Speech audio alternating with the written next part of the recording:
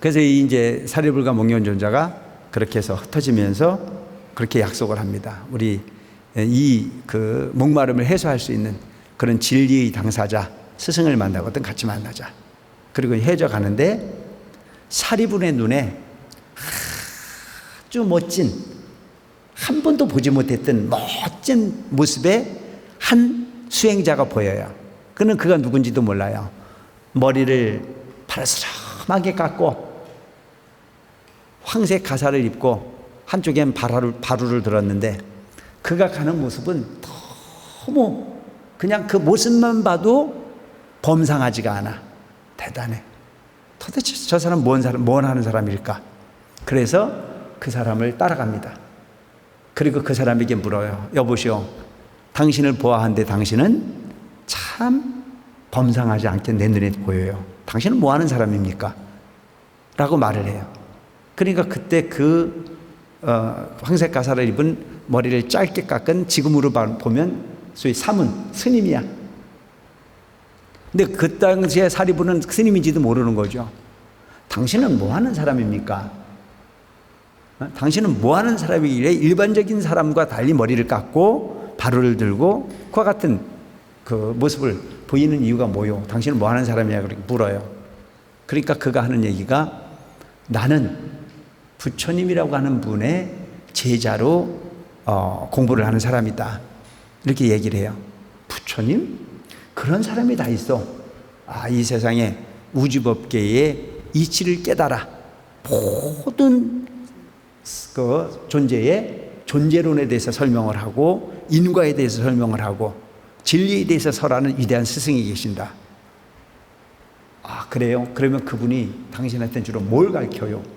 라고 말을 하니까 그때 그 비구가 이야기를 하건대 나는 출가한 지가 얼마 안 돼서 스승으로부터 배운 게 그렇게 많지가 않소. 그래서 당신이 묻는 말에 내가 답할 수 있는 부분이 많이 부족하오. 이렇게 얘기를 하죠.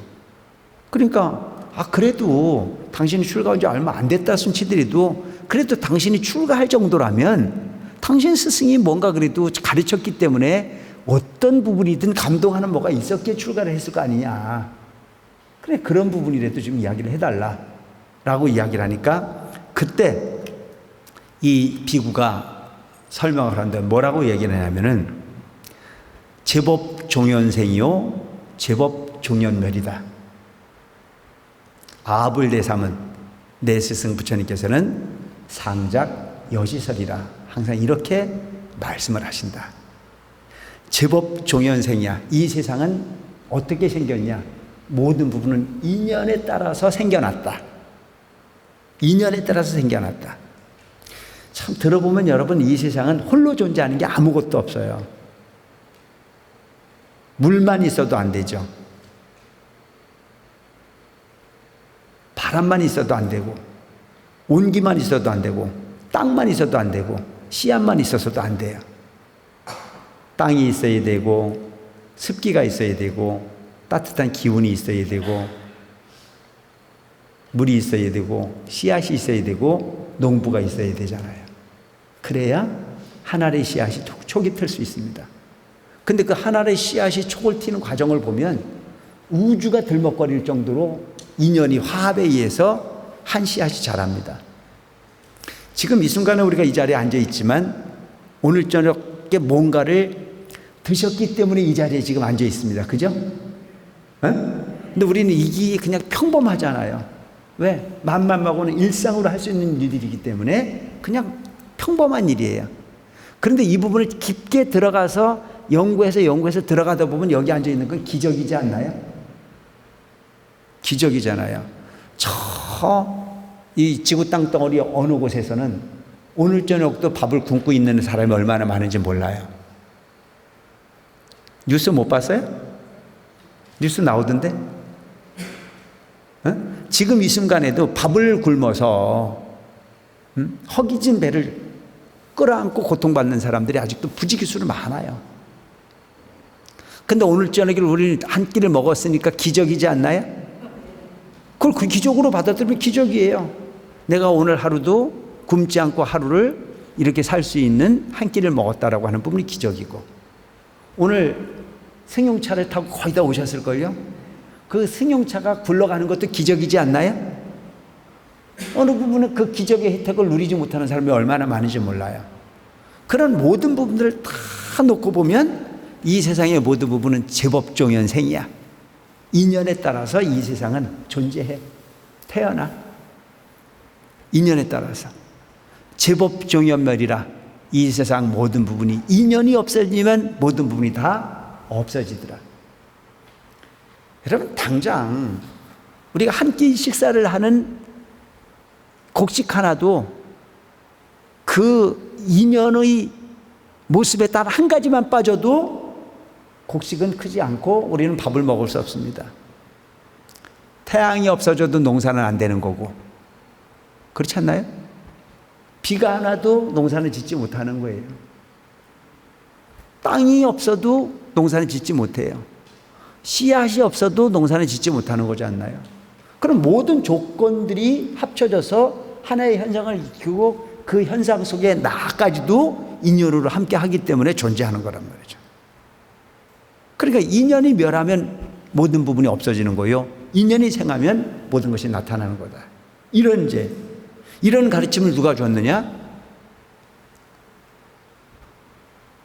아불대삼은 나의 스승 부처님께서 이렇게 상자기여시서 이렇게 설명을 하신다. 그 들어보니 사리불이 기가 번쩍 뛰는 거예요. 야, 세상에 그런 말씀을 하시는 분이 있냐? 나를 그분에게 좀 안내를 해달라. 적어도 이 정도 열정은 필요한 거예요.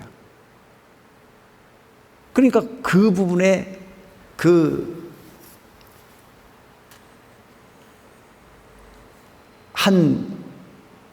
스님 사문에게 그렇게 물으니까 그 사문이 하도 간곡하게 매달리니까 그럼 가자. 그래서 그가 부처님에게 사리부를 안내를 해요. 그분을 마성비구라고 얘기해요. 마성비구. 그래서 그 마성비구라고 하는 사람의 안내를 통해서 부처님에게로 이제 안내가 되죠. 그래서 부처님에게 안내가 됐을 때 부처님에게 묻습니다. 나는 이만저만한 사람입니다. 내가 지금까지는 산자야라고 하는 사람의 문화에 가서 수많은 세월을 공부를 했고 거기에 수백 명 대중 중에 내가 거기에 그래도 꽤 공부를 잘한다는 얘기를 들었는데 내 스승에게 물은 부분이 선인선거여 악인악과를 물었다. 그때 답을 희한하게 하더라. 실망을 하고 내려왔다. 내가 당신에게 묻는다. 선인선거여 악인악과라고 하는데 착한 사람이 안 되는 경우는 뭐며 악한 사람이 잘 되는 경우는 어떤 경우냐 이렇게 물었어요. 그러니까 그 부처님께서 그 부분을 기가 막히게 설명을 하세요. 여기 한 나무에 과일이 달린 나무가 있다고 치자. 이 과일이 원래 다 익으면 참 맛있는 과일이다. 그런데 이 과일이 다 익기 전에는 떫다. 응? 착한 일을 했을 때 착한 가보가 완전히 무르익을 때까지 가야 좋은 결과가 오는데 그 착한 결과가 무르익지 않았기 때문에 아직은 과일이 익지 않아 떫듯이 결과가 그렇게 나타날 수 있다 이렇게 설명하잖아요.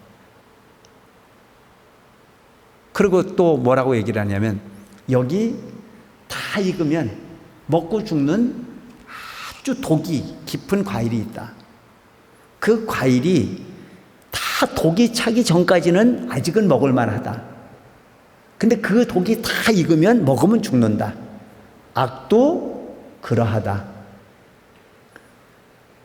그 악이 무르익지 않았기 때문에 우선은 그 결과가 단 걸로 보이지만 그 악이 무르익으면 언젠가는 그 독에 마비되어 죽듯이 악의 결과는 그런 고통을 주게 돼 있다 이렇게 얘기를 하거든요.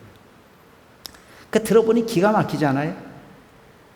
그러니까 여러분 이 비유를 옛날 이대중경 스님께서는 저한테 그런 말씀을 하셨죠. 저도 그런 걸 똑같이 큰 스님에게 여쭌 적이 있어요. 큰 스님 뭐 세상이 착하면 잘 된다 그러고 악하면 안 된다 그러는데 악한 사람이 잘 되는 경우를 이해할 수 없고요. 착한 사람이 잘 되는 경우를, 안 되는 경우를 이해할 수 없다 이렇게 여쭤본 적이 있어요. 그러니까 큰 스님께서 그때 하신 말씀이 그런 말씀을 하시더라고요. 우리 큰 스님은 이제 옛날에 지게질을 많이 하신 분이잖아요. 지게가 뭔지 알죠? 등짐 지는. 그래 뭐라고 말씀하시냐면 80kg를 질 수 있는 사람이 85kg를 지면 넘어진다. 못 일어난다 이거예요. 깔려 죽는다. 내가 감당할 수 있는 만큼 짐을 졌을 때는 뻐적거리고 간다 이거예요. 그 내가 지게에 짐을 져도, 악이라고 하는 부분이 짐을 져도 내가 견딜 수 있을 만큼 지고 가는 것을 보고 그것이 정상이라고 보지 마라. 거기에 조금만 더 얹으면 그는 절대 일어나지 못하고 그 짐에 깔릴 수밖에 없는 경우가 생기듯이 악은 그러한 거다. 이게 어떻게 보면 참 비유가 너무 적절한 거지 않아요? 많은 걸 더 줘서 하는 것도 아니고 내가 감당할 수 있는 부분만큼의 이상을 가면 반드시 결과는 세게 나타난다. 그러니 절대 악한 일은 하지 마라. 착한 일이 있다면 그 부분은 절대 그 결과가 바로 나타나지 않아도 언젠가 반드시 나타난다라고 하는 믿음을 가져라.